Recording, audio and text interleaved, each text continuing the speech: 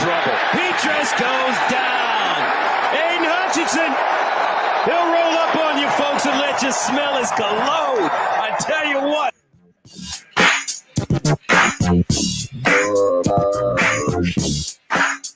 All right, welcome in. Still a couple minutes left in the in Saturday. We're coming at you here following Michigan and Iowa, the Big Ten championship game, 42-3, the final. There's Jim Scarcelli. I'm Dennis Fithian. We're ready to go here and talk all about this one. Michigan wins their first Big Ten championship since 2004, and they're on their way to the college football playoffs. It's it's pretty good. It's a great day to be a Michigan fan, that's for sure.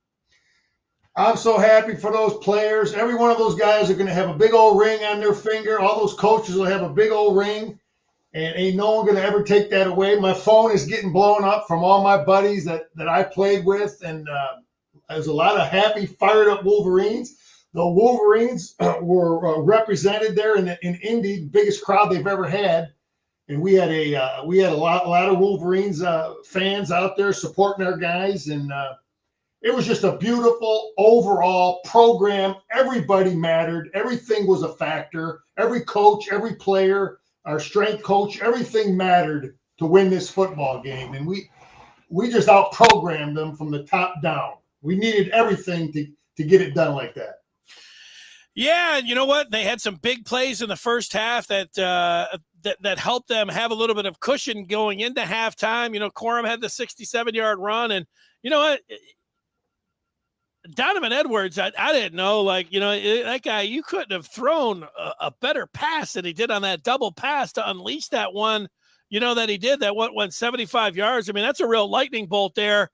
The game wasn't over, but there was a part about, wow, man, Michigan is bringing it. Michigan is dialed in, and the Hawkeyes, man, they were playing it really conservative, man, as conservative as you possibly can. And then, Michigan went to work on them in the second half to make this a 42-3 game. They had to pour it on there in the second half. That selection committee, Michigan wants to be number one, and you have to make your case. And across the country, I don't know how much they get influenced when they're sitting there in the hotel and they're thinking about it. I think a lot of it goes to TV ratings on what they're thinking about with that college football selection committee. And Alabama and Georgia, who played earlier in the day, everybody wants to play Cincinnati, Scar. Everybody wants to play Cincinnati. Oh, yeah. All three of those teams are going to be lining up fighting to see if they can get Cincinnati. So I know Jim, probably didn't want to throw the ball with 5 minutes left, having JJ run around and like we did, but I think you got to do it. And he was fighting for that, to try to get that number one spot. But so many good things, man. So many guys that played well. But Denny, when you look at this game, it was a fight. It was a struggle in the first half. I told you that their defensive line would be better coached than Ohio State. We had a hard time running the ball in the first half. We only had 2 plays. We had the trick play. In fact, I watched Donovan Edwards play in high school, and he was played some quarterback. They had him play quarterback at times in high school, and and I've seen him throw the ball. He's just an all-around athlete. But that's really all we had in the first half. And I text you when we had our big run. Again, JJ was in the game. We had that big run. Those 2 linebackers ran out of there, and they were honoring JJ instead of being in their gap. And Corum hit that long run, but that's all we had in the first half. They know how to defend a lot of our stuff, and luckily Gaddis had some creative stuff that you just can't pound it into. Sometimes you just can't pound it. You got to have some other things to throw a curveball. But it was, the first half was tough, but second half we got things rolling. Yeah, there's BP getting in there right off the bat. Finally, Big Ten champs go blue. Bubba, nice job there, Bubba. Yeah, Big Ten champs for sure. Yeah, to your point there, a couple of the notes, Michigan had the Corum 67-yarder, and then they had the 75-yard double pass, and then they did have an end around to A.J. Henning that I had down for 36 yards. Those were 3 consecutive plays. Other than that, there wasn't a whole lot. In fact, they averaged under 3 yards per play otherwise than that. So you're going into halftime, and I was playing it really conservative, but Michigan does have the 14-3 lead. So you had to feel pretty good about where Michigan was at, considering that they had the lead, playing with the lead, and then the way they came out in the third quarter was pretty good. They took that drive down 10 plays, 82 yards, and ended up getting a score there. Pretty big deal to come out, stopping Iowa and then scoring in the third quarter like they did.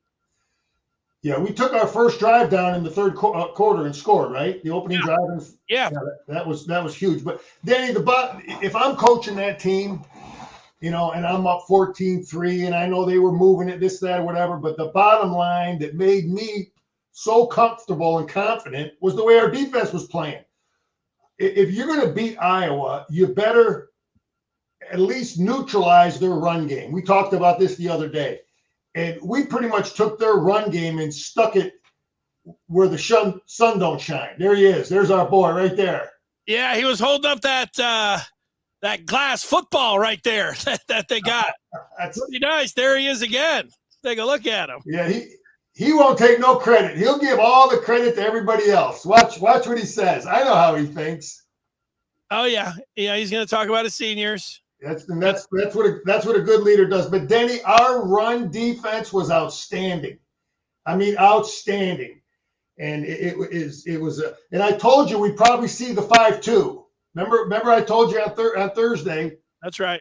And that's what we did. We had an extra defensive lineman in the game.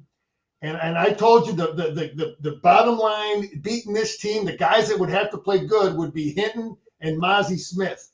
And they were outstanding. Those two were outstanding. And you know who else was real good? Who was the third defensive lineman in the game? They had Jenkins in there. Yeah. He hadn't played much. He had a bad game. He wasn't that good against Michigan State, and they kind of forgot about him for a couple of weeks, but he played great tonight. All 3 of those guys are coming back. So that's a great thing. All 3 of them young defensive linemen are coming back. And then they had Harrell in there, 32 on the edge.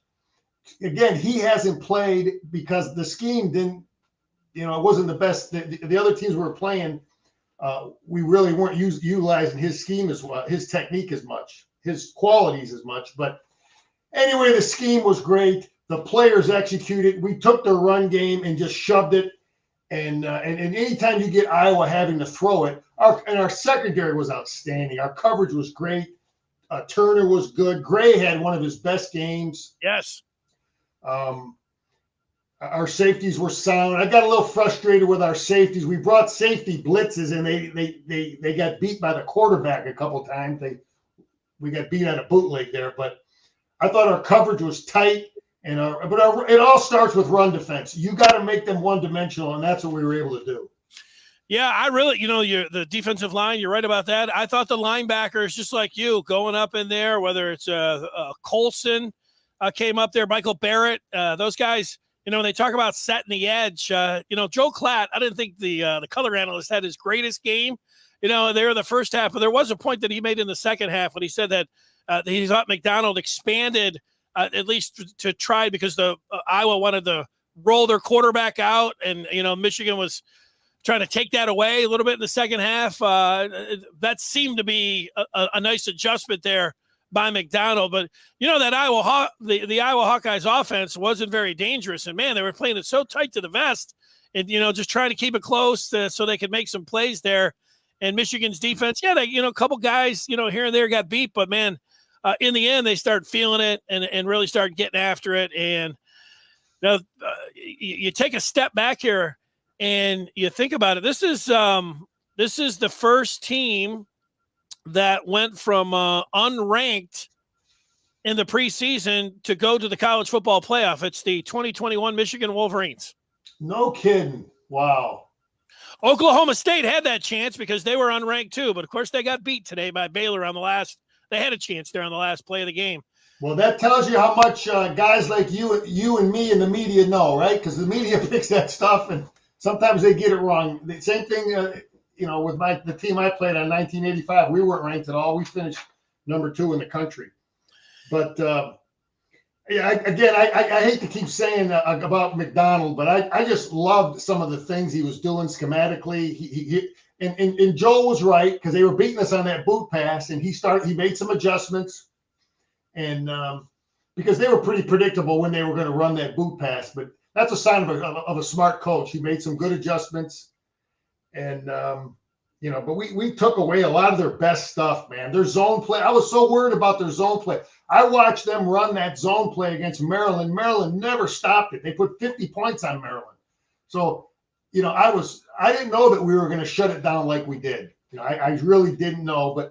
But so much of this victory, so much of our ability to play such good defense, Denny, don't forget the fact that we run this stuff and our defensive players get a good look at it in practice. And it was obvious that our guys know how to play the zone play and defend it. Yeah, I'm with you on that. If there was one thing at the half, Michigan had the 2 big plays and they were up 14-3, but Cade was a little bit, like Donovan Edwards had more yards than Cade McNamara at the half, and he did throw the one a little bit behind Ald and ended up, being picked. And there was another throw, I think, to Cornelius Johnson on a 3rd down, maybe it was a 2nd down. And, he was out there, and, maybe Kojo could have made the catch. It went off his fingertips there, but he was a little bit off. So you're thinking maybe a little bit more. I know some of the fans were thinking, hey, a little bit more McCarthy here because because Cade didn't have it. But he really got from, if you wanted to say he had a subpar first half, you look at the quality of the passes that he had. He started zipping them in there, and he started throwing some darts there in the second half on some of those touchdown drives. I mean, he really started slinging it and got in a groove. So if you were disappointed with some of his throws in the first half, I think it was understandable. But you have to look at those quality of the throws in the second half there and give it up to number 12. And you know what? You give it up to McCarthy too, because he had you think about the touchdown run with Corum. I mean, he ran all the way down the field there. That was pretty. What'd you see on that play with the quarterback down there all the way down to the 5-yard line when he was going in, Corum, for that touchdown? Oh, on the our first score. Yeah, that's right. Yeah, Denny. Like I said, he when he's in the game, these defenses they're so worried about quarterback keep, and that was just great effort by him. But you could see, if you really watch that play closely, those linebackers widened out to honor the quarterback. Meanwhile, Corum ran right by him. But yeah, it was great to see that hustle there. But you're right, McNamara. He was behind on all the interception, and our defense responded. Those sudden change, we got him stopped. But he had that our 3rd score in the second half. That dime he threw to Shoemaker on that seam route. That was right. Right in the chin, man. That was a beautiful pass. But you're right. He was really accurate in the second half. And Gaddis called some good plays, because it was a tight game in starting the second half. And then we had that, I think we were like 3rd and 12. He called that quarterback draw. Remember that, Denny? Well, let me ask you, because Joel Klatt, now he said that he got the linebacker out of there in the middle. I don't think that the idea was, hey, let's get the linebacker out there and run McNamara. Now, that's what ended up happening. He went for 14 yards.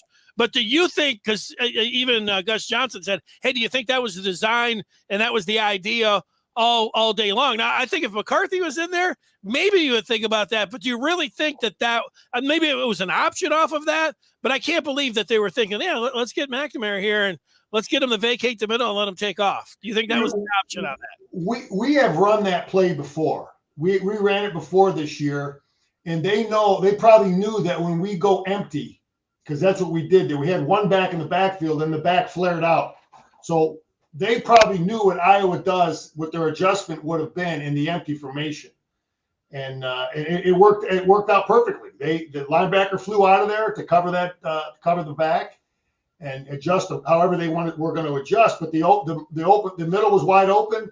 And, that's coaching. That's what you do. That's why these guys are looking at film. They want to know, how do you think they're going to adjust when I'm in this formation? How will they adjust when we go in motion? How will they adjust with this, that, or whatever? And the defensive coaches are doing the same thing. We're trying to figure out, if I do this, what will they do?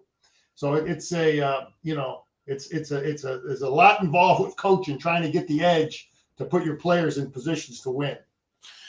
Yeah, well, it was fabulous. The 67-yard run to get Michigan on the board. The 75-yard pass was a thing of beauty, double pass. I mean, you sit around practicing those things all week long, and then you know how it looks in practice. But you see, I mean, that was it was a great throw to Edwards, and then Edwards to the guy. I'm surprised there wasn't a targeting penalty at least thrown. I mean, the guy left his feet, launched, and hit Edwards in the face with the crown of his helmet, and he still, I mean, you couldn't have thrown him. I don't care who, Aaron Rodgers, Patrick Mahomes couldn't have thrown a better ball than Donovan Edwards there. That was some nice information. You said that you saw him, get a little quarterback run when he was in high school, but that was awesome. There was a bunch of plays. Roman Wilson, he was good, and then he got hurt, and then he came back, but he's a heck of a player. Schoonmaker, when he's in there, all had the big play against Penn State. And he could have had that one that was a little bit behind him that ended up being an interception. But man, he down the sideline late in that game. There was a perfect pass from McNamara. Of course, he caught the one-hander.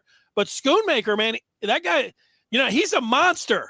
Like, he's as big as you, Scar. His arms are tree trunks.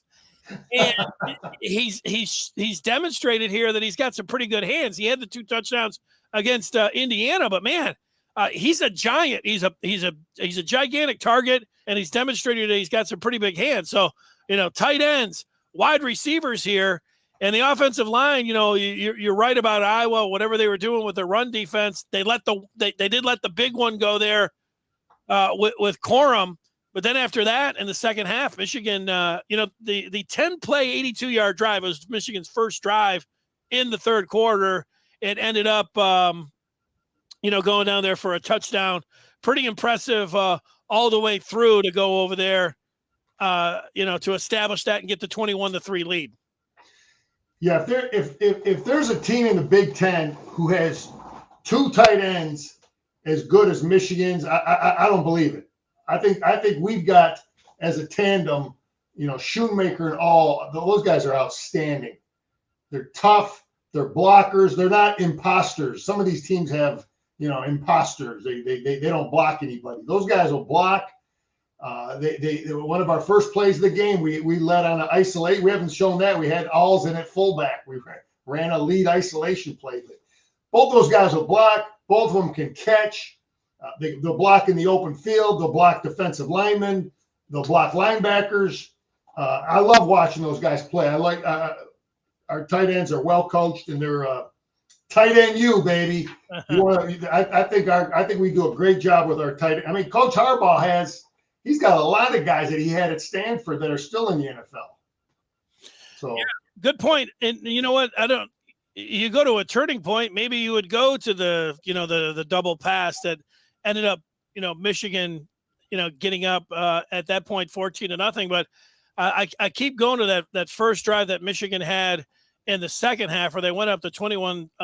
But if you look at Iowa's second drive in the third quarter, I mean, they're down 21-3. It's desperation time. They come up with 14 plays and go 60 yards, but they go for it on a 4th and 3, and Michigan just snuffs them out in a play that never really had a chance. I'll tell you, if they score there, they're back in the game. I mean, it's 21-10 at that point. It's still a lot of time in the third quarter. So scoring, and then they go on the long drive that sucks so much time out there to not be able to get into the end zone there. It really felt like Michigan was in a great position then to win this game when they stopped them on that 4th down. What are your thoughts on that? Yeah. Red zone defense, we used to work so much on red zone defense, and it's obvious that Michigan works a ton of red zone defense. I mean, look at the first half. They drove it down, and he missed the first field goal, right? And then they drove it down again. They kick another one. And then later in the game, they drove it down again. We get them stopped on 4th. I mean, how many times were they down in there and all they got were 3 points? And that's work, man. That's coaching, that's players, that's technique. Our technique is good. If you ask me the turning point in that football game, for me, watching it was when I realized after a couple series that we were going to stuff their run game. That they were going to have old Spencer beat us or that other guy, and they didn't have the skill at the receiver position. I don't think, to be a real problem for us to cover. I think that's why our secondary had such a great day, because those aren't Alabama receivers out there. Put it that way. Those aren't Ohio State receivers. Those aren't Michigan receivers. So it was easier for us to shut it down. But for me, when I look at this game, it was all about stopping their run game more than anything, because there was a real comfort level with me and my buddies as we were texting, a lot of my former defensive teammates. It's like, we're taking their run game and sticking it. And as long as we don't turn the ball over, we were going to be in good shape. And because that's all they got with 3 points. Yeah, the tight end was pretty good for Iowa. A lot of people with Michigan being able to put some points on late there, wanting the college football selection committee to put Michigan number one. I think there's an outside chance that they would put him there, but I also think that, they're thinking about New Year's Day and they're thinking about the matchup. And do they want a rematch? If Alabama and Georgia was this great game of the fourth quarter, that was some classic, that you thought, man, that is so awesome. Well, it wasn't that.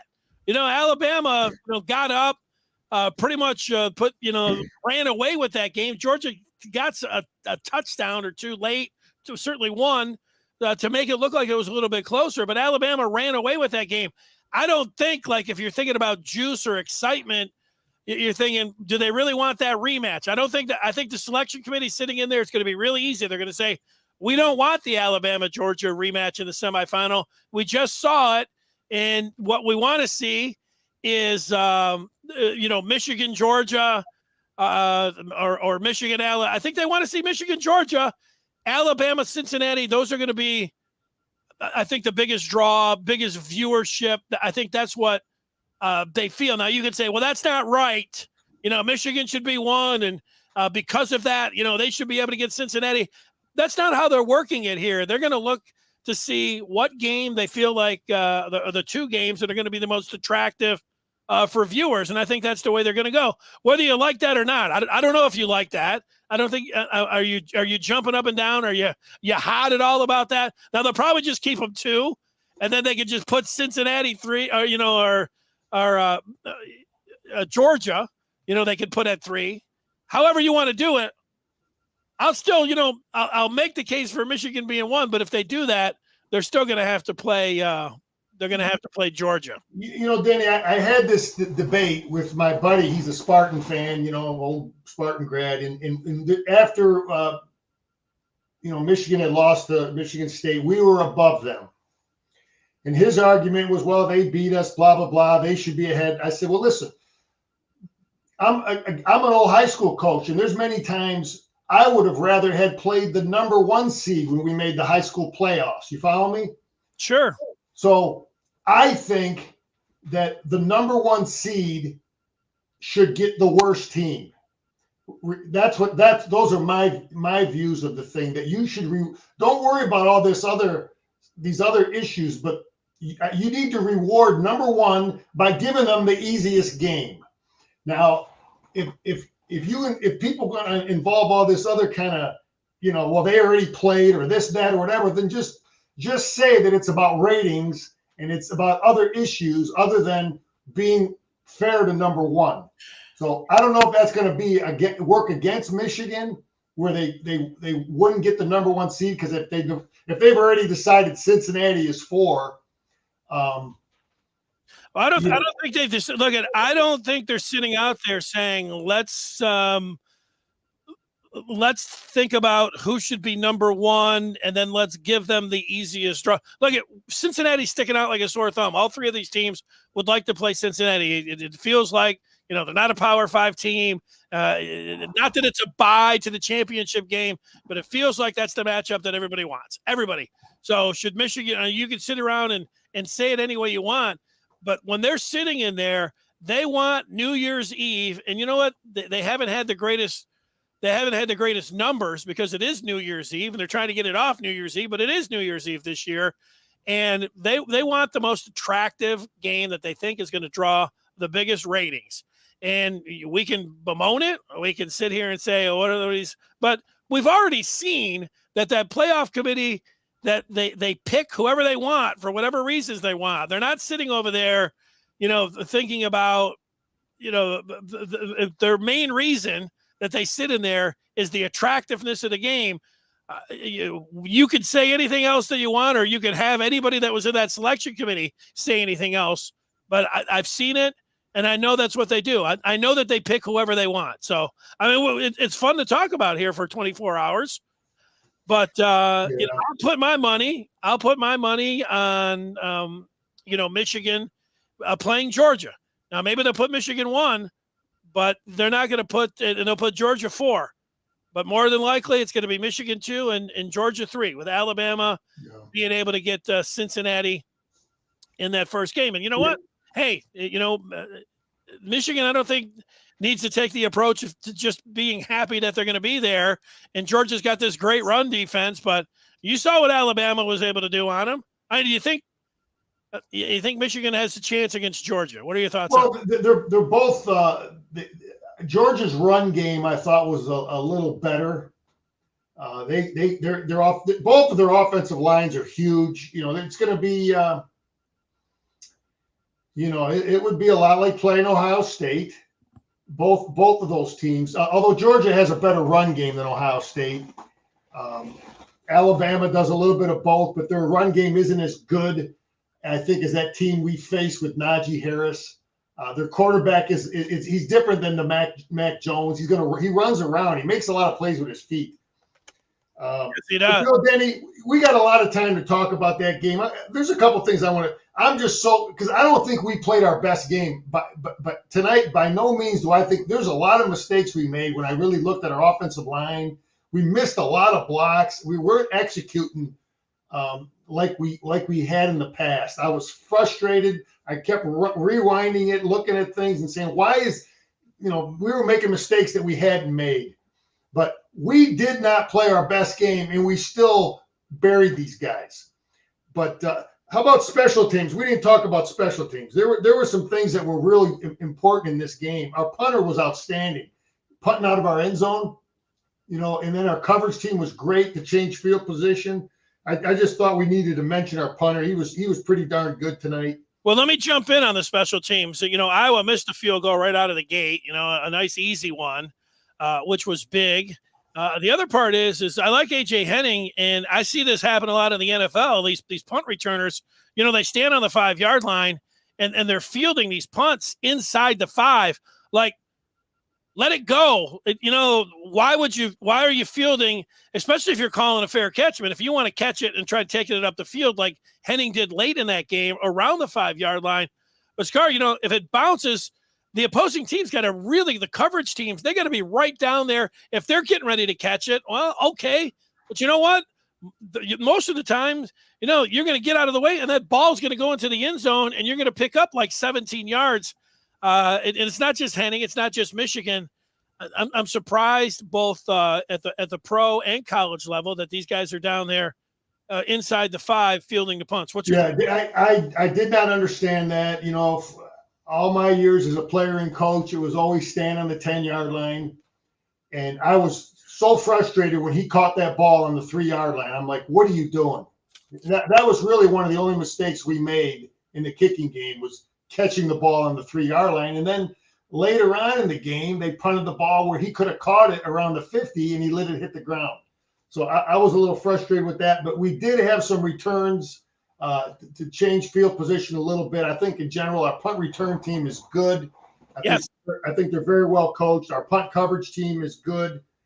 And they blocked the punt late in that game. And then I got the block punt on here too, which is And all that stuff is good, Danny, that the opponent has to see that these guys are willing to block punts. They've done it, they've got the trick plays. They got the Statue of Liberty. They got the double pass. They got the flea flicker. Believe me, as a former coach, all that stuff, you just hate it because you got to work on it. You got to at least show it to your team at least once during the week. And all those BS plays, they take away from stopping the opponent's best stuff. So, and we'll have all those bag of tricks for our bowl game, and we're going to need them. Yeah, you know what? I'm pretty impressed. Like, so you get to this point, Michigan loses Ronnie Bell in that first game, and then the whole group of wide receivers, and we didn't see much of Andrell Anthony, but he came on, of course, to the Michigan State game, had that 93-yarder. And then, talked about Roman Wilson getting hurt and then coming back. But, he's a factor. Henning, they're working him in there. I'd like to see him, develop more as a pass catcher. But obviously, with the ball in his hands, he's very dangerous. And you see some of the, I think, Cordell Patterson from the Falcons, or how San Francisco's using Deebo Samuel. They put him into the backfield. I wouldn't be surprised to see Michigan doing some of that with Henning. But, last year Michigan had 4 running backs in there. They had Charbonnet, and they were trying to go with this 4-headed monster, and it worked good for the Minnesota game, but nobody ever was able to get into a rhythm or anything else.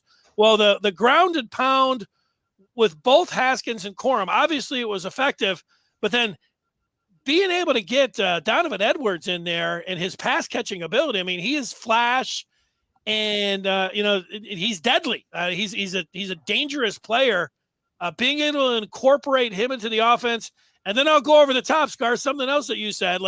I thought late in the year that they should have not scrapped putting J.J. McCarthy in there, but I wanted to just see Cade McNamara. I didn't want to see, much of J.J. McCarthy, but they stuck with that.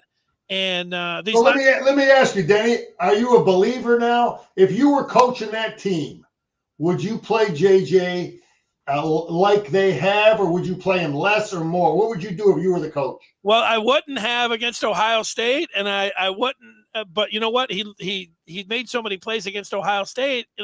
When you see it, you can have all the beliefs in the world about it, but then when you see it out there, you have to say, well, it was effective. And then back today, it's like he can run the ball. You saw him when they ended up before Schoolmaker had that one-hander, and they ended up going up, 35-3, actually they went up 28-3. JJ had a couple runs there at the beginning. They do have to not only scheme for him, and he's a pretty good player, and in a pinch, you might need him for some things there. Plus, it keeps him. Yeah. I think that. Is he going to be the factor if they beat Georgia or something else? It's worked for them. It's dangerous, I think, a little bit, but it's worked for them. And that credit has to go to the coach, has to go to the QBs as well. Yeah. If I was coaching that team, also, we've talked about the Rutgers quarterback trap. You remember how they ripped us with that play a little bit in there? Penn State, the quarterback, the inside run. John Harbaugh runs the hell out of that play with Lamar Jackson. Yeah. We've defended that play. I wish they would put that play in with Cade McNamara, because it would really open things up for us offensively even more. With JJ or Cade? Both of them. Okay, both. What it does is it really puts the defense in conflict, that one play, because a lot of our perimeter run plays, it's normally a fake run off of that, and then they run the quarterback in there. I don't know if you remember early in the second half, we were deep on our end. Their defensive end made a play on Corum. He got him for a negative play. You remember that play, Denny? Yeah. I'd like to show you that if we had the quarterback keep off of that action, that's why that kid made that play, because he didn't honor quarterback keep off that same trap action. I'd have to show it to you so you could understand it, but that's why he got away with that, because he knows we don't run that play with that quarterback. That's why that defensive end blew upfield, and he didn't even bother honoring that trap. I would put that play in if I was coaching, but maybe he doesn't want to get him hit. But he's athletic enough where you can still rip him for 5-6 yards out of the spread formation with that formation. But no, I like running. I like running the quarterback a little bit. It puts defense in conflict. It's one more. And again, I would find stuff with McNamara too.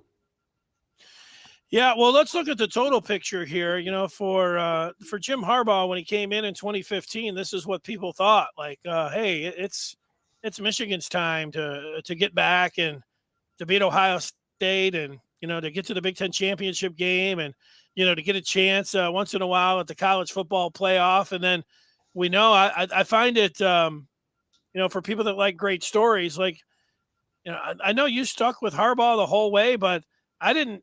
There were a lot of people, even, I don't know, 2-3 years ago, that were like, look, it's just not going to happen here. Let's move on.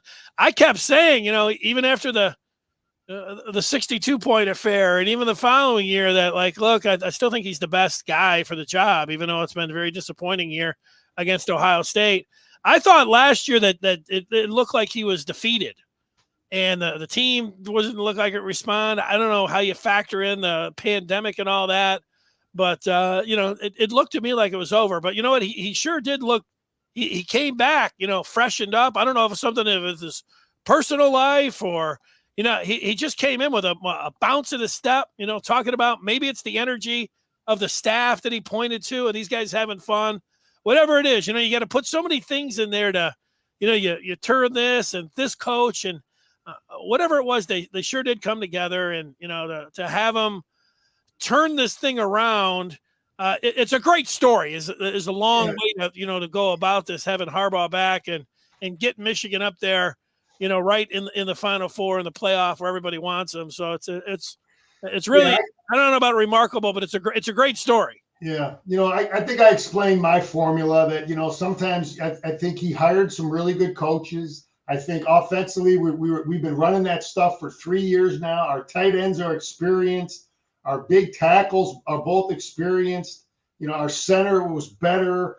We finally got I don't want to knock some of those quarterbacks we've had in the past, but we're not doing this with Brendan Peterson, and we're not doing this with Joe Milton either. We're just not. And in recruiting, that's a huge talent for the guy in charge. Evaluating players. Jimmy Johnson was great as a pro coach, but college coaches, I dealt with a lot of them. They'd come into school and they'd evaluate kids, and a lot of them had different questions that they would ask about certain kids. And, we finally hit it right on a quarterback. So we got a quarterback. We got the offensive line that has a lot of experience. We got the offensive coordinator in his third year, knowing our system. We got the physical run play. We got the speed and space. It's all blended in. We can do all of that stuff. We finally got the defensive coordinator. We're not doing this if he doesn't make a change at defensive coordinator. We're not, Denny. We're not hanging that trophy up. He made the decision, and then you got to make and hire the right guy. If you hire the wrong assistant coach, you're done. That's so important. That's more important than recruiting 2 or 3 bad kids if you hire the wrong coach. But Sharon Moore, great job as an offensive line coach with all those kids back. And then, then you got Hutchinson, these guys all coming back. Ross, having a great year but everything came together, and then we didn't have injuries. And I'm knocking on wood, Danny, because I don't want to jinx anything. But we didn't have any, we lost Ronnie Bell, but we had so much depth there.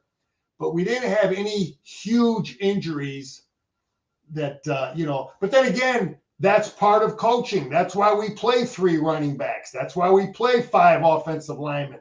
So you can, you got plan B if you lose somebody because of injury. So yeah, Roman Wilson missed a little bit. A couple of those guys, Zinner started things out. He had that club on his hand. I think Keegan, maybe a couple of the guys inside.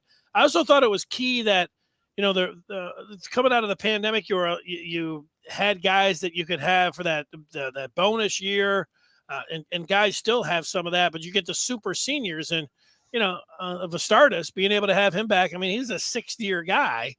And then, Brad Hawkins played really well for him. He made the big play against Nebraska. He seemed like a stabilizing force, certainly with somebody in there with the experience and the rotation. I know we saw a lot of Rod Moore. We saw a lot of R.J. Moten in there as well. But I think when you've got the experience to lean on, that stuff's pretty good. The quarterback thing, to go back, Jake Rudock is a transfer, Wilton Spade.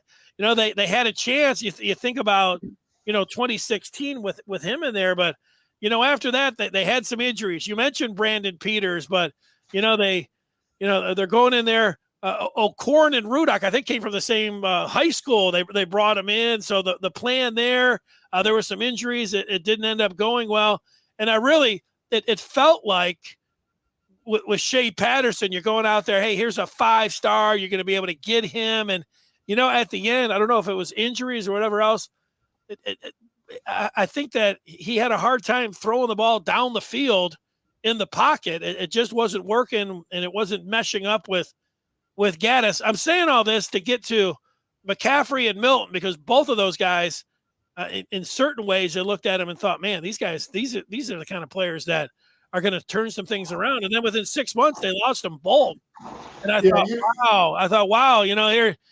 And to rely on Cade, who did show a spark against Rutgers last year and everything, but I didn't think that he could, I don't want to say he could hold a candle to those other guys, but it didn't feel like he had the ceiling of all those two guys. I tell you, Danny, in my opinion too, I've been going to watching Michigan. I graduated in '85, and I've been going to practices, and I watch every game, and I haven't missed nothing in 35 years. Since Jim Harbaugh's been the coach, this defensive scheme is the best. Okay, he had DJ Durkin. He had some good qualities, but I think it struggled against the spread stuff. He had Don Brown. It was good in some against certain schemes. I think that scheme was no good versus the Wisconsins and the Iowas, especially versus Wisconsin. We weren't going to beat Wisconsin on a regular basis, I think, with what Don Brown was doing. What we do now, and I keep beating it up and saying it, but I firmly believe what our philosophy is and what we do defensively now, we can line up and play Wisconsin one week, and we can play Maryland the next week in two totally different schemes and make easy adjustments. And our personnel and our scheme can handle it easily. Like, again, we played Iowa today, and we lined up and adjusted, and we defended them well. A lot of coaches, you'll see that they defend certain stuff, but they don't defend other stuff. You have to be and have the kind of scheme and the coach defensively to adjust and stop all 12 people on your schedule. And I firmly believe what we're doing now is the best. I like it. It's Jim Scarcelli, Dennis Fithian, Michigan in the Big Ten championship game, 42-3. It seemed, it's hard to tell about a Michigan crowd there when you get to Iowa, because sometimes that Iowa maize or yellow, whatever they got going, sometimes you can't tell just by looking into the crowd on what's happening there. You know what I mean? Yeah, we were the ones smiling though. We were the ones standing up smiling. They had frowns on their faces, but by the end they did, that's for sure. They kept showing that one guy. The one guy was he was great for TV because they kept showing him, and he just couldn't handle it. He was sitting out there in the front row for the Hawkeyes, but it was a good draw for Michigan being able to get Iowa here. You can't do anything about those things. You just go out and play the team in front of you, but they got the victory. And they didn't have the Ohio State hangover. That was one of the things we talked about all week. Would they be able to come out and focus and be able to get the job done against Kirk Ferentz's team? And they were able to, obviously, here in the final analysis by not giving up a touchdown. Pretty good. Yeah, Danny, I tell you, Go ahead. People beat up Harbaugh a lot, and deservedly so. And I have too at times, But I think one of his qualities is he gets his team ready to play every week. they might not, we've lost some games, big games in November, but those are good teams. It's not like we weren't ready to play them. They were just better than us. Their program was better. Their coaches, their players, everything, they just beat us. But I haven't seen a Jim Harbaugh team since he's been the coach that won a big game and then the following week just laid around and flopped around. That's just not what I've seen from him. And I just thought, I heard that narrative, well, the hangle. But let me tell you, man, I was a player who played in these kind of games. And again, there's nobody on that team that has a Big Ten championship ring. You're playing on national television. You're going to fight like heck for your teammates. There was absolutely zero reason to believe that they would have anything but great preparation and great effort for this game. So I didn't believe that narrative at all in any way, shape, or form that every Michigan kid wasn't going to give his best effort. Well, we speculated a little bit about whether, Georgia, Cincinnati, or Alabama. We do know the semifinals will be played on New Year's Eve, and one of them will be in the Orange Bowl. That's in Miami. They'll probably play at the Hard Rock Stadium, I think, the Capital One Orange Bowl. And then they've got the Cotton Bowl. Will they play that in the Cowboy Stadium, I think? Yeah, I think so. So you're either going to Dallas or you're going to the Orange Bowl. The championship game is, I think, played in Orlando, if I'm not mistaken. I looked at during the game. How do you think it plays out here? So you've got now, today we're into the 5th now. They're not going to play these games until the 31st. Your typical your bowl schedule. Get out there. Next week or whatever, or 2 weeks from now, and go through some of that stuff. Or yeah, this is really important. I was a part of 5 different bowl games, and it was 15 practices back then when I played. I think they still have 15 practices you're allowed. All right. And you'll get they might take a couple days off, and then you're going to have a period. We used to just call it bowl conditioning, where you're just going to run and lift, and then you'll start practicing. And what's interesting now, though, than compared to when I played, was that who's going to sit out? Which Georgia first-round draft choices are going to sit out? Which Alabama first-round draft choices are going to sit out? Now, watching Saban's teams, it looks like most of his guys have always stuck around and played. And most of the Michigan guys have stuck around and played. So that can be a factor. But the way you prepare your team in bowl practices and how do you do too much hitting, not enough, not enough conditioning. You got to be smart with that. Because, you go to these different stadiums. And again, I went to 5 of them, and, when you're young, you just want to go and have fun. You're not playing, and you want to see, go out and party and have a good time. But when you're playing, it's a little different story when you go to these bowl games. Yeah. And, the one thing, like, I think you get if it's, you're going out to play in the, Citrus Bowl or something, and if guys are going to be top 10 picks, I don't know if I don't think there has been a player that has decided to not play if their team is still alive in the Final Four. So we'll keep an eye on that. Now, some of the coaches, like Brian could have had a shot. You're right. We haven't seen it so much in the Final Four. Yeah, we've seen it in the other bowl games. Yep, I'm seeing. I don't know audio if they got the party going on or something here. That stuff's not coming through. So, Scar, it's part of this that I thought was going to be fantastic. Of course, they get the win. The people that went down there, look like good weather to walk around Indy, having a great time. I know I was able to watch this game here tonight. It was fantastic seeing Michigan get to this spot and be in Indy for the first time and, have the championship. The other part here, the Big Ten championship, is now they have all this time And, it's kind of like the party continues. It's like, hey, Michigan football stays top of mind. It's not about, sure, you got recruiting coming up on December the 15th, the early signing period. And, you still have basketball and everything. But, Michigan's still playing for everything here. And they win 2 more games, they'll be able to do something. And, they're not going to be favored. I think they'll take on Georgia.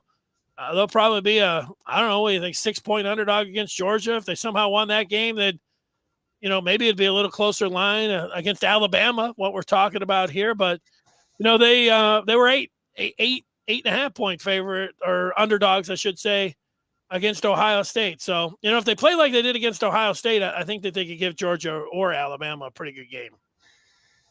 Yeah, they're definitely going to be a lot more athletes than we saw today. But yeah, if we can, we've seen those kind of athletes. Ohio State's athletes are just like those other two. So we got to have a great scheme. Players got to play smart. Again, we talk about the importance of this game with recruiting, though. We have got to, hopefully we can turn a couple 4 or 5-star kids. We got a couple scholarships left. I'm interested in if Josh knows how many scholarships we have left. He handles our recruiting, right? I'm wondering, because I think we've got like 18, 19 committed now. But recruiting is going to be huge. 19. We got to maximize this win in this Big Ten championship. But the downside of winning a championship, Denny? What's that? Is now all the teams in the Big Ten East, they're going to spend a whole lot more time working on the Michigan stuff during spring football. You got it? It's opposed to, like, we spent so much time probably preparing for Ohio State during the spring, because everybody's got to beat them. But now that we're the top dogs, people are going to spend more time, because I know as a coach, I always had to beat. There's a couple teams I had to beat, and our whole program was geared around beating these 2 or 3 teams. These 2 teams. So college coaches are really no different. They know to win a Big Ten championship, you got to beat Ohio State, but you got to beat Michigan too. So they're going to spend more time, figuring out how to stop us and how to, beat our defense. Here's the national columnist, Dan Wetzel from Yahoo Sports. Here's his, I guess, it's already 12:42. Here's at 12:21. He put out what his Final Four would look like. He would have Michigan number 1, and he would have Cincinnati at 4. So maybe there's a chance. Like, I don't think so, but that's what I think that's what he's. Well, he didn't explain it, so I can't say that's what he's thinking. Yeah. With fair, like I said, what I think my prediction will be. Let me ask you a question that's going to be on a lot of people's mind here, and it doesn't have anything to do with the college football playoff. It has to do with, you mentioned in the offseason and everything, Michigan just had a quarterback and Cade McNamara go out there and win a Big Ten championship. And, in the second half, you couldn't have made any better throws. Didn't matter who you had out there with some of those. But you've got the hot shot in J.J. McCarthy, and that he was a team guy, and they were able to get him out there and everything else. How does it work, Scar? I mean, once this season is over, Jim bring him in and say, hey, we're gonna let you guys both compete, and the best man's gonna get the job. Come. I mean, how's that gonna go down? How do you think he approaches it? What do you think these quarterbacks do? What do you think ultimately happens with the 2 signal callers here? It's in some ways a very good problem to have. I mean, you got 2 guys that are both really talented. One, just took you to the college football playoff for the first time ever. Yeah. What do you think? That's something that he's that's the leader again. That's something you don't read in a book about being a head football coach. How do you keep J.J. McCarthy around? How do you keep 2 guys so you have 2 good quarterbacks? And that's is he going to say that it's open, it's wide open, spring ball, we're going to compete again? If I'm a betting man, I think, and I know what I would do. If I'm the coach, it's, he can say what he wants to say, but McNamara will come out the winner again after fall camp. But I would play JJ at least 1/3 of the snaps next year, at least. And if Cade McNamara doesn't like it, tough. You think Blake Corum likes coming out of the game? You think Hassan Haskins likes coming out of the game? You think Donovan Edwards doesn't want more snaps? There's 100 dudes on that team, man. Everybody, they rotate 25, 30 guys on defense. And I think to keep him there, and you're going to have to play him at least 1/3 of the snaps. And I would have no problem doing that as a coach. That's what I would do if I'm coaching that team. Yeah, well, it feels like a lot of what they did this year was about, moving forward. I don't know if J.J. McCarthy would end up, and the thing about, McNamara, it's not like, last year he was a redshirt freshman. So this year he's a redshirt sophomore, but he gets the bonus year because last year really didn't count. So, he could stay around for a couple more years. There's only a year that separates these two guys. So, at one point, you just got to, and because you can just transfer just like that, you go out there and, handpick your school. I don't know. Like, no, I get it, man. You look at, a guy like Lane Kiffin, he could go up and snatch JJ in a minute. He's losing his All-American quarterback, and, and JJ could go anywhere. Right, anywhere. And start right away. So, in every that's why the kid's got to get an opportunity to show what he can do. McNamara, he's going to play pro football. He's better than what the Lions got right now. That's not. Yeah, I hear what you're saying. If you just watch what he did in the first half, you say, Cade, maybe some of the things that you said about him during the year here. He's just benefiting from a running game. He's not. He's not really doing a whole lot here, but in the second half, he was really good. He was below average in the first half, but he was above average in the second half. I'll tell you, Danny, I'm going to cut real quick. I'll tell you something he does really, really well is those bubble screens. Man, our backs are catching that ball in stride. You look at the touchdown that Donovan Edwards threw. That ball was right there in stride, and Donovan Edwards got it and took a couple steps. I think he's so darn accurate, man. And that's one of the biggest qualities I want in a quarterback. Secure the football and be accurate. Yeah, well, that's going to be a problem that it's going to be certainly talked about the most in the offseason. And we don't know. We don't know what those guys are thinking, and we don't know exactly, what Jim's thinking here. But, being the quarterback and being the main guy to lead a team to a championship with the other things that come along with that, the leadership and then the clout of being able to, to be that guy. I think that's going to mean a lot, when it comes down to it. So, but I don't like how that ends up playing out. But, they've got hopefully 2 more games to play here, which would be awesome. It's been an awesome ride. The first team ever to come, to do it unranked, but I don't know what you were telling your friends, Scar, like midway through this season, where you're saying, you know what, Michigan, you really like how they're coming together. They can beat Michigan State. They can run the table. They can beat Ohio State. They can beat Penn State. I don't know what you were saying. I expected them to win 8 games this year. So I thought Wisconsin was down. And so when they went into that game, I had Michigan beating them, but they had a close shave against Rutgers, the game that you talked about, where they didn't score any points in the second half. I thought they were going to lose the Nebraska game for about 10 minutes in there. And, of course, they did lose the Michigan State game. The Penn State game, once Penn State tied it up and then got a turnover in, Michigan's own end there. They only had to, I think, go 30 yards. They had a pretty short field there. They could have taken, a bigger lead than they did. But, yeah, a lot to get to the Ohio State game and then have them play this put up this great performance and then come out today. And I think it did validate them. Yeah, you know what my concerns, Denny, were at the beginning of the year?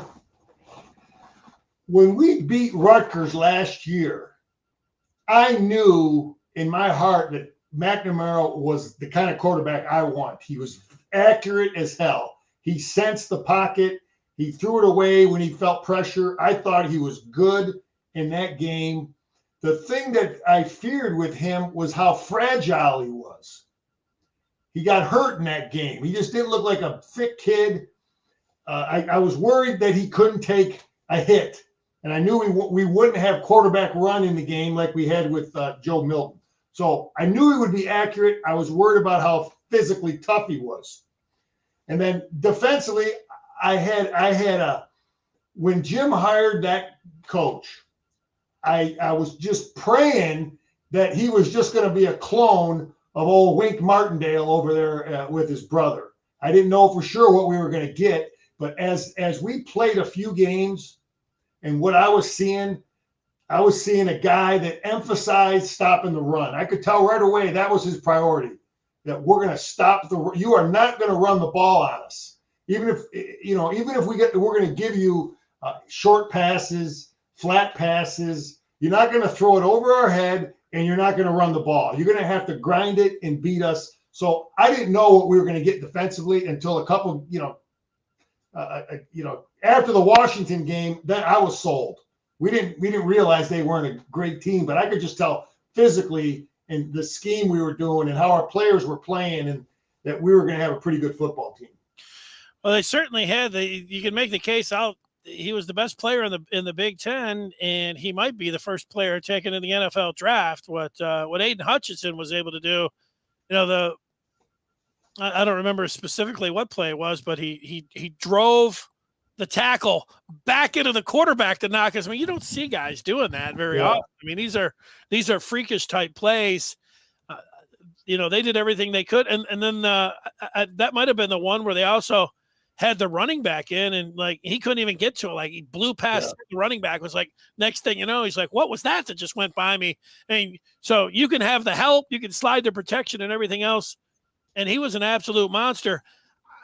So that was nice, and you see him just even the difference between having his hand down and being in a 4-3 and a 3-4, just having him stand up. It seemed to, of course, like at this point now, that really suited his skill set. Well, what they did today, Denny, is again this coach does different stuff every week. You don't know what you're going to get, but this game, he actually dropped Hutchinson in coverage a couple of times. He dropped Ajabo in coverage a couple of times. We gave a look like we had 7 guys at the line of scrimmage, and then he would drop 3 of them. We actually, for the first time all year, we actually rushed 3 guys a couple times. And that's something we haven't done. And see, this is why the guy's smart. If you're gonna pass protect against Michigan, you better know where 97 is, right? So you're going to give a lot of attention to him. Sure. What he did a couple times is he dropped Hutchinson and he brought extra pressure from the opposite side of the field. So I was worried about protecting, where 97 is. Meanwhile, we're bringing pressure from the other side.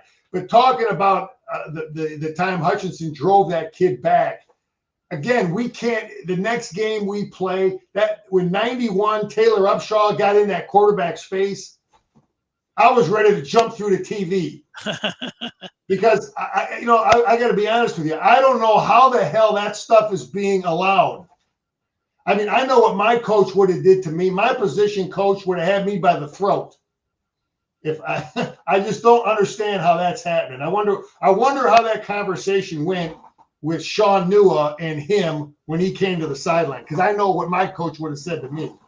Well, you know what? To that point, sure, and it's been one of the things that they're emphasizing. They're doing it in the NFL. People are ticked off, not to gloat or get in there and get in the opponent's face. I mean, taunting is what it's officially goes down as.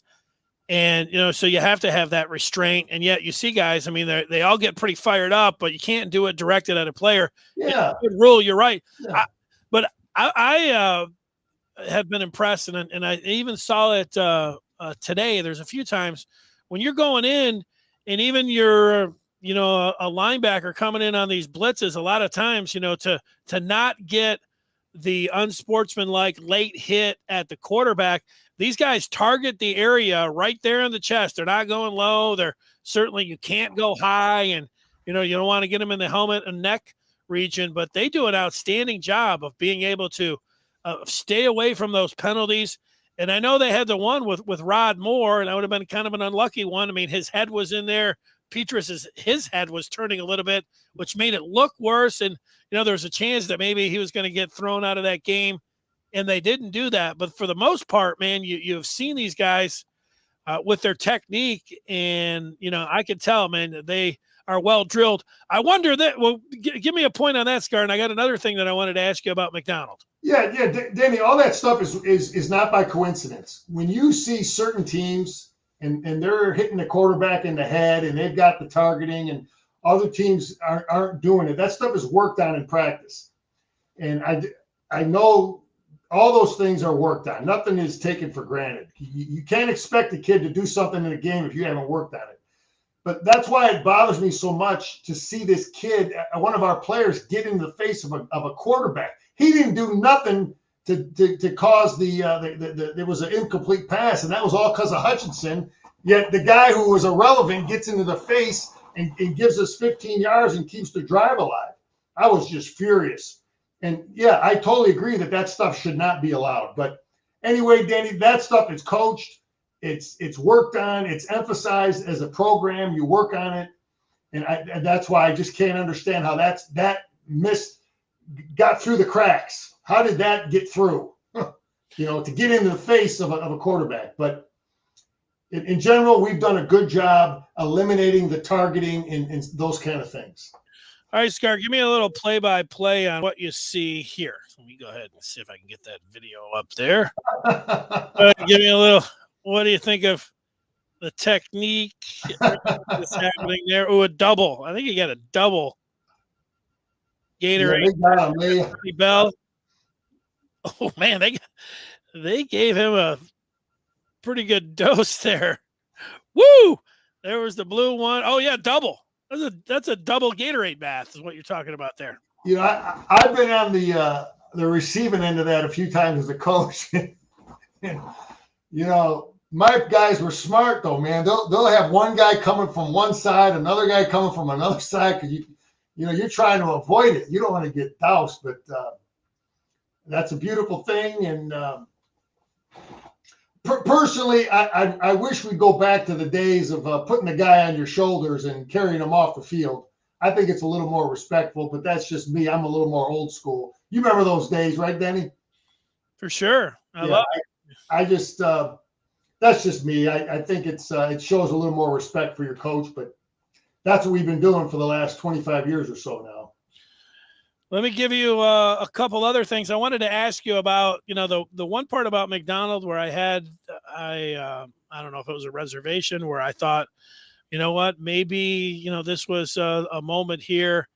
Michigan lost the game to Michigan State. One of the big factors of that game was not just the tempo, but the personnel moves, and Michigan State was waiting, and they definitely outmaneuvered Michigan, whatever they were doing. I know there's a different way to go about it in the pros where you're standing there, the personnel swaps. I mean, it's different, how they allow the personnel groups on defense. State was sitting on that. It's credit to them. It was a huge factor in the game. One of the reasons that Michigan ended up losing it, but other teams after that obviously were like, well, we're going to go tempo every game. I mean, I was like, here you go. Michigan's not as good with it, but maybe that it happened against Michigan State and didn't happen later in the season. You learned from it, and they, of course they didn't have the penalties, the repeated ones that did it against State. So, you can look back on it and credit State for being able to do that. Yeah, we got misaligned one time, but Danny, when you got to remember, there's a guy upstairs. He's looking at the opposite sideline. He's looking for the personnel that's coming in the game. And sometimes there's an error. Coaches make mistakes too, determining who's coming in the game. Again, the Michigan State game, I think somebody got confused upstairs thinking they were making a personnel change when they didn't, because it was really just there was the one time really bad at Michigan State. It happened one time today too. They got us on a screen pass because we weren't lined up right. We were totally screwed up. and we didn't have a guy. It was a third down conversion. It happened one time today, but I get it. I understand it as a defensive coach. People, the offensive coaches are trying to deceive you, and sometimes they're able to do it, and they make changes, and guys make mistakes upstairs, but you have to try to minimize it, and otherwise you end up playing with the same personnel every down. You get vanilla, you get outmanned because they got 4 fast guys and you got big guys in the game because you didn't change. You know what I mean? Or they got big guys and you got small guys because you didn't change right. So it's there's the two most important things a defensive coach has to do. Number one, you got to line up properly. You know what I mean? If they got 3 receivers here and 1 here, you got to have 3 defensive backs there, 1 here. If they got 7 offensive linemen in the game, then you better bring some 300-pounders in, and you better have your so you got to line up properly. You got to adjust properly. And the second thing you got to do is you got to have the personnel matched. So that's before you even teach blocking and tackling. You can have the best. You can be the best tacklers and pass right, but if you're not lined up right, you're not gonna win. You'll be misaligned. You know what I'm saying? They'll be able to run the ball because you don't have enough people. And we didn't misalign one time today, not one time. No, we didn't have the right personnel one time, but we didn't have one time in this game today where we didn't line up properly. You know, our defensive. When they came out in a formation, our defense lined up properly where our players had a honest opportunity to stop the offense. You know what I mean? Because the coach had them in at least a decent alignment. I love it. Let me give you some more quotes here. I'm looking at Angelique Shingelis's timeline. She's in Indy. Jim Harbaugh, here's a quote from him just 14 minutes ago. No team I love more than this team. Jim Harbaugh. He says, Jim Harbaugh said the Donovan Edwards pass play has been ready for 7 weeks, and he's never missed it in practice. And so they broke it out here. And here's one too. How about this one? Denny. Yeah. That's the sign of a good program. You give the kid reps. You don't just run it once or twice. You know, you got to work on it. And they've probably been working on it 2-3 times a week, like you said, for 7 weeks. So they had plenty of reps. So the team knew what to do, and there was, no confusion because it was blocked well. The quarterback put it in the right spot. He threw a dime. He threw a beautiful pass. But yeah, that's through repetition and preparation. They say things about perfect things. That was perfect. Like to get it out there to him and then have him throw it on the line like that with a defender coming in and launching at his helmet and then hit him in stride like he did. Yeah. And you got to watch. Did you watch Roman Wilson on that play? I saw him turn up and watch the ball go right. Well, his job is to be an actor. He's got to be an actor like he's going to stalk block on the receiver, like it's going to be the bubble screen. And normally, I bet if you look at that play, they probably ran the bubble screen a play before or a play or two before that to set up the defense. Well, you think about it. I think it was 3 plays in a row there. The preceding play that Michigan had, so Blake Corum ran for 67 yards, right? And then Iowa goes 3 and out. The first play, that was on a first down, was a double pass. So, I mean, okay. And then the third play they had was the Henning end around because the 3 consecutive plays that they had, that was really the big plays. 2 of them go for touchdown. They really didn't do anything else in the first half on offense. And how about this? I mean, it's a terrible week. I don't know. You watch the news or anything else, you can't get away from it.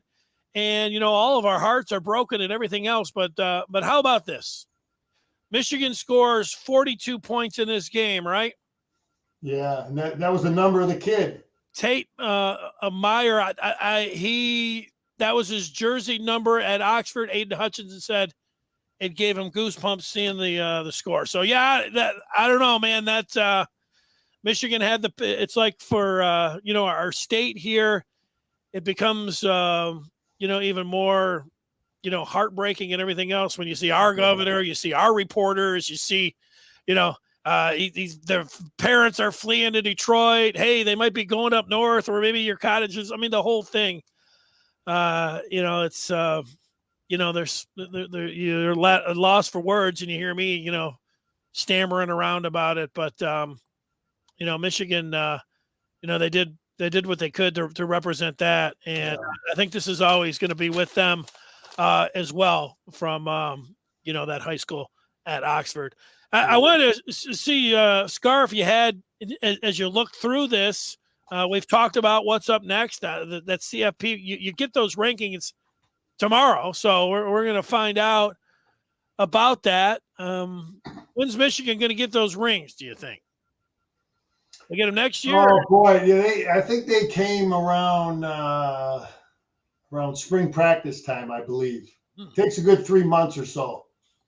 Yeah, I got I'll bring one out for the memorable moment one time. Woo! You get one of those rings. Yeah, I wouldn't mind seeing that.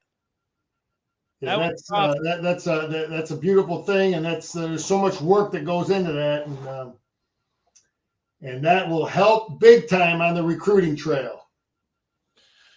Well, speaking of that, we're sitting here today. We're now into the 5th of December, so a measly 10 days. It'll be that early signing period you mentioned. 19 recruits, and there's some flipping to go, and some who knows who they can end up pulling in, and how all that's going to work. Everything, it all seems so bad when it goes the other way. Now that they got it going this way, man, it is in a lot of ways pure joy, football wise. So. Yeah. Yeah, because all these schools that have new coaches, you don't know. I mean, there's so much of recruiting is the relationship, and some of those Notre Dame commits, maybe they had a commitment to Kelly, or maybe them Oklahoma kids. Where are some of those guys? Maybe we could take a look at some of their 4 or 5 star kids, but. Hopefully we can turn a couple kids here now and capitalize this, but just get our team healthy and strong and get ready to play a great bowl game.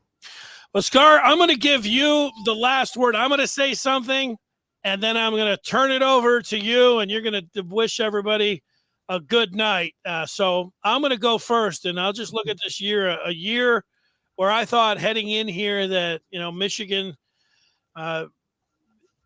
was only going to win, 8 games, and would have surprised me if they would have won 7. No. And I remember thinking heading into the season that I looked at, somebody was doing some media member was putting a poll out of some Michigan media, and nobody was picking over 9 games. Everybody was pretty much saying 7 or 8 games.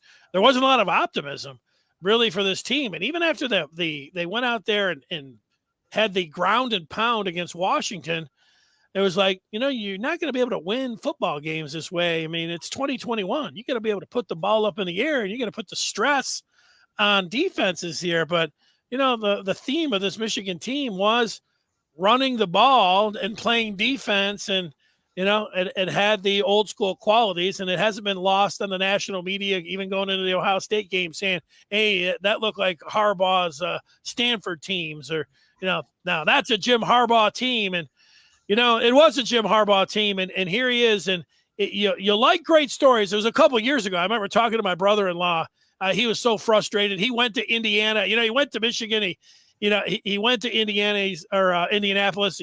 I'm sure he's having a great time there and being able to see the victory. But I remember we were driving a movie, I think on Christmas Day, to go see the new Star Wars and everything.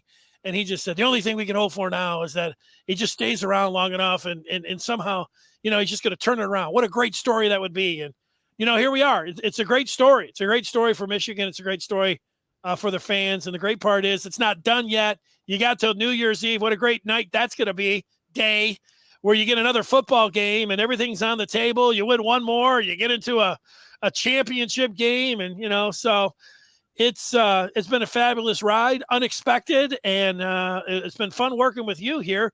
We'll continue to do that. Scar, give me your final thoughts here on Michigan winning the Big Ten title and what kind of season it's been to this point. Yeah, it's just beautiful because Jim is a friend of mine. He's a teammate of mine, so I've wanted to see him win in the worst way, just like all of us. But when they showed those seniors pictures at the end, you remember I think they had like 10 of them. They had Ross and Hayes and for some reason they had 10 guys. There was about 10 of them there, and they were great leaders. We had great player leadership.